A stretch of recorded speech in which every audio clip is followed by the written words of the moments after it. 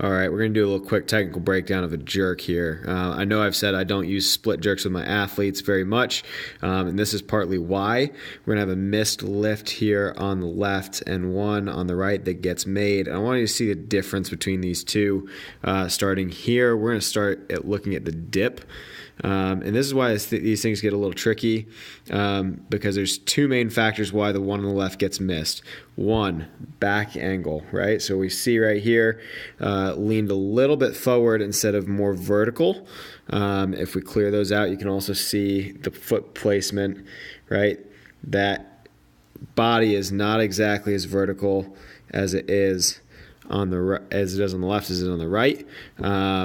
And then one more, looking at hip stability there and up here, the weight up here. So if we play these, we'll see a couple things. We see that the hips shift, and we also see this bar rotates forward a little bit on the left versus straight up and down on the right. So there's a quick little breakdown. We could get really nitty-gritty on these. But really just want to look at those two things.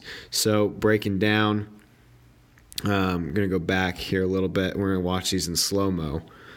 But I'm going to watch these a little bit slower pace. I want you to watch the motion here because obviously we're still stacked up here on the left. But watch the motion of the back and the hips as descending on the left side, and watch the difference a little bit than it is on the right. So dip goes down. Dipping down, you'll see the hips shoot back a little bit, the back leans forward, weight gets dragged in. So as that bar comes up, there's a shift in the hips on the left, and what you see is that weight starts to rotate forward, and we can see it right here. All of a sudden you can see the blue plates on the inside of the opposite, on the opposite side of that bar to the forward side. So you're not seeing it. You're not seeing it like it is here on the right, where the right you kind of see it straight over.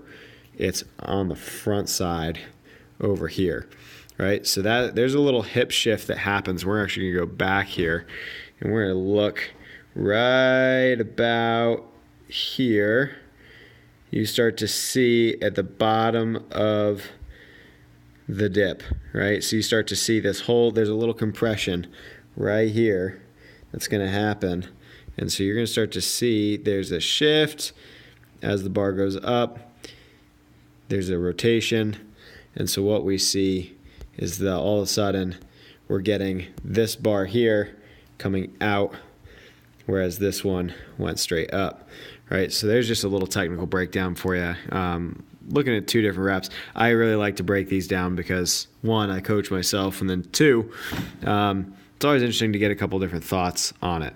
I've mentioned before, I don't really like to use split jerks with my athletes as much. And part of that is because they can get this technical. I do like a push jerk. I think it's a little bit more efficient to teach, or at least teach well. And I think it's a little bit easier to kind of get athletes going and generating more power vertically than worrying about technical and weight going up overhead. So there's just a quick little breakdown, 5 minutes or less, just trying to show you a couple different things and how technical these lifts can be. I know, like I said, I don't use these a whole lot with my athletes. Recently I have, just to kind of test and see a little bit more if my ability of teaching it's getting a little bit better. But yeah, definitely wanted to point some of that out there. So yeah, hopefully you can gain a little bit from that breakdown, and hopefully you can see some benefit from that, just learning from my own mistakes and little things that happen in the jerk.